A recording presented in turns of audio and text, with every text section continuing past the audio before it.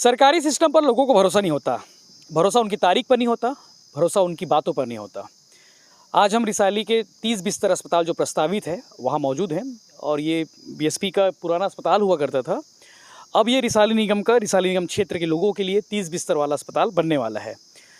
भरोसा और तारीख की बात इसलिए कहनी पड़ी क्योंकि ये साल भर पहले पुरानी घोषणा है।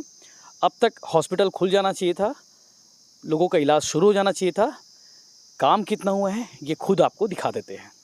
आइए देर नहीं करते, मुख्यमंत्री भूपेश बघेल, गृह मंत्री ताम्रध्वज साहू, रिसाली निगम के जब कार्यालय का उद्घाटन था रिसाली सेक्टर में, तब उन्होंने घोषणा की थी कि रिसाली वालों के लिए हम एक अस्पताल बनाएंगे 30 बिस्तर अस्पताल। वो इसी बिल्डिंग में बनना है और कुछ काम हुए हैं लेकिन बहुत कुछ काम बाकी हैं। वो काम आप देखिए, टाइल्स लगने का काम हो चुका है। एक तरह से कहे जाए तो इंफ्रास्ट्रक्चर का जो काम होना चाहिए, जो जरूरी जो मूलभूत काम है वो लगभग है, क्योंकि ऑलरेडी ये सेटअप अस्पताल का ही था। पहले बीएसपी इसको संचालित करता था, बीएसपी अस्पताल के बाद इसको लोक कला केंद्र के रूप में संचालित करने लगा। संगीत की पढ़ाई होती थी, कला का काम होता था। तो अब फिर से ये हॉस्पिटल के सेटअप में वापस आने वाला है। तो दिखाते हैं आपको, 30 बिस्तर अस्पताल होना है और इस अस्पताल में जो प्रस्तावित अस्पताल है, यहाँ पर अभी तक ना बेड आए हैं, ना मेडिकल इक्विपमेंट्स आए हैं और ना ही स्टाफ नर्स की हो या मेडिकल डॉक्टर्स की हो, जो डॉक्टर से एक्सपर्ट डॉक्टर है उनकी कोई भर्ती अभी तक नहीं हुई है।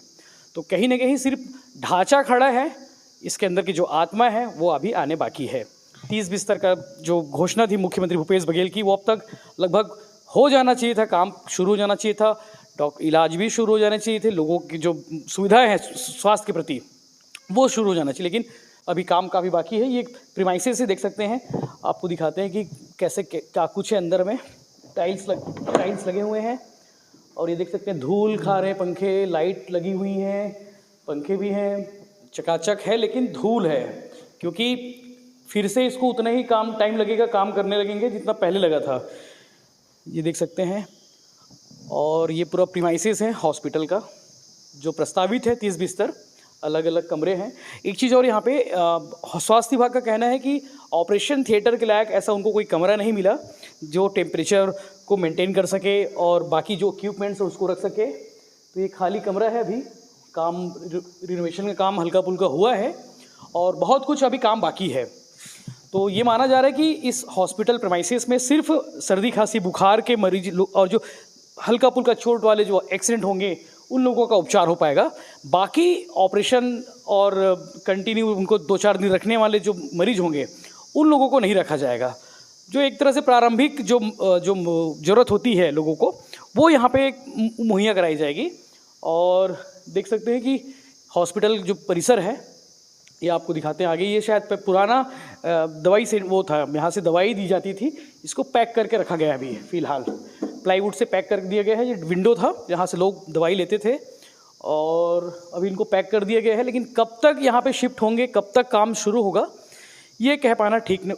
अभी एक कोई ना निगम के अधिकारी कुछ कह पा रहे हैं, ना ही स्वास्थ्य विभाग के अधिकारी, लेकिन हाँ इतना ज़रूर पता है कि स्वास्थ्य विभाग को ये चीज़ें हैंडओवर हो गई है। ये आप देख सकते हैं मूर्ति कला कक्ष लिखा हुआ है, मतलब यहाँ पे पहले मूर्तियाँ बनाई जाती थी, प्रशिक्षण दिया जाता था।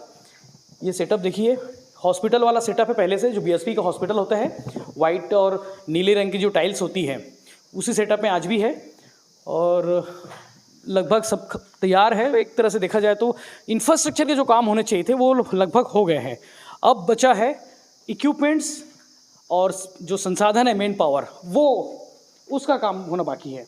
तो अभी केयर टेकर रहते हैं यहाँ पे और ये देख सकते हैं बाकी जो कमरे हैं यहाँ पे भी वही लगभग सभी कमरों की एक कहानी है कि जैसी है स्थिति।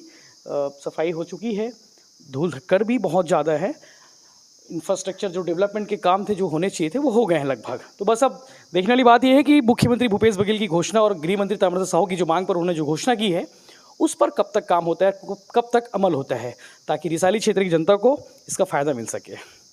इस तरह के बाकी अपडेट्स और बाकी खबरों से बने देखते रहिए भिलाई टाइम्स और सब्सक्राइब जरूर करें। शुक्रिया।